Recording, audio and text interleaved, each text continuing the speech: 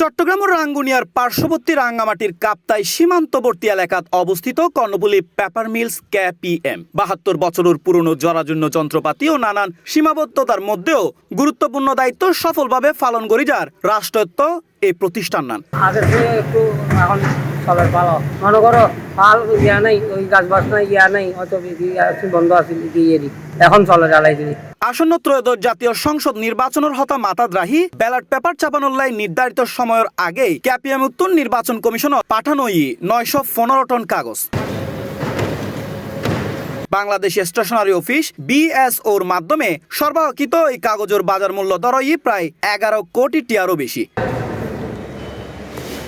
KPM কর্তৃপক্ষ জানাই আগামী ১৫ জানুয়ারি পর্যন্ত সময় তাহিলিও তার আগে ১১ জানুয়ারির মধ্যে পর্যায়ক্রমে পুরো কাগজ সরবরাহ সম্পন্ন করা সম্ভব হয়। রোববার সকালে KPMর ব্যবস্থাপনা পরিচালক মোহাম্মদ শহীদুল্লাহ গণমাধ্যমে জানায়, আসলে আজকে দিনে আমাদের উপস্থিত হওয়ার মেন উদ্দেশ্য হলো যে আমরা ২০২৫-২৬ অর্থ বছরে নির্বাচন কমিশনের ব্যালট পেপার থেকে শুরু করে বিভিন্ন কাজে ব্যবহার করার জন্য BSOর মাধ্যমে প্রায় ৯১৫ মেট্রিক টনের যেই কার্যাদেশ পেয়েছিলাম, সেটা আমরা দীর্ঘ ২.৫ মাস ৩ মাস ধরে কাগজ উৎপাদন করে সর্বস্তরের শ্রমিক কর্মচারী কর্মকর্তা BCIC সহ শিল্প মন্ত্রণালয়ের পরামর্শে আমরা আজকে নির্বাচন কমিশনের চাহিদা অনুযায়ী কাগজ দেয়া সম্পন্ন করেছি। এটার কৃতিত্ব সবারই, কারখানায় যারা সরাসরি কাজের সাথে সম্পৃক্ত আছে শ্রমিক কর্মচারী কর্মকর্তা তাদের এবং CBA সহ আমি BCICর দিক নির্দেশনায় BCICর আর্থিক সহযোগিতায় এই কার্যক্রম সম্পন্ন করা সম্ভব হয়েছে। এ সময় গণমাধ্যমে সাক্ষাৎকালে KPMর GM কমার্শিয়াল আব্দুল্লাহ আল মামুন,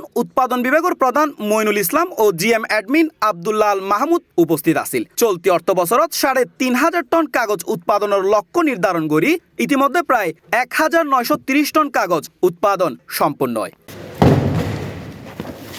নির্বাচন কমিশনের পাশাপাশি ঢাকা বিশ্ববিদ্যালয়, বিভিন্ন শিক্ষা বোর্ড ও জাতীয় বিশ্ববিদ্যালয় মোট ১১টি প্রতিষ্ঠান আরও ১২০০ টন কাগজ সরবরাহের প্রক্রিয়া অব্যাহত রাখে। সরজমিনে যাইরে দেখা যায় পুরনো ও ঝুঁকিপূর্ণ অবকাঠামোর মাঝেই চলের উৎপাদন কার্যক্রম। পরিত্যক্ত মেশিন দিয়ে ভরা পুরো কারখানা, প্রতিষ্ঠান স্থাপনা একেবারে নাজুক অবস্থা হয়ে আছে।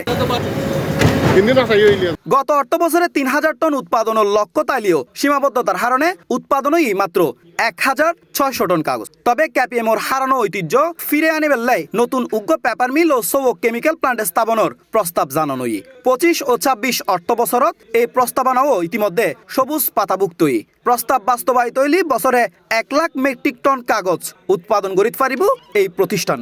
আপনারা জানেন ৭২ বছরের পুরানো কারখানা। আমরা একসময় এই কারখানা বাঁশকাঠ দিয়ে উৎপাদন চালানো হতো। বর্তমানে বাঁশকাঠের প্ল্যান্টটা ২০১৭ সাল থেকে বন্ধ আছে। আমরা যেহেতু ৭২ বছরের পুরানো হয়ে গেছে, আমরা এই পুরানো কারখানাকে নতুন কারখানা, একটা ইন্টিগ্রেটেড পেপার মিল এবং ৬টা নতুন কেমিক্যাল প্ল্যান্টের মাধ্যমে প্রতিস্থাপনের জন্য সরকারের উচ্চ পর্যায়ে আমরা একটা প্রস্তাবনা পেশ করেছি এবং এটা ২০২৫-২৬ অর্থ বছরে এই প্রজেক্টটা সবুজ পাতাভুক্ত আছে। সরকারের নিকট যদি এটা অনুমোদিত হয়, আমরা আশা রাখতেছি যে অদূর ভবিষ্যতে এই পুরানো কারখানার জায়গায় নতুন একটা পেপার মিল এবং ৬টা কেমিক্যাল প্ল্যান্ট হবে বলে আমি দৃঢ়ভাবে বিশ্বাস করি।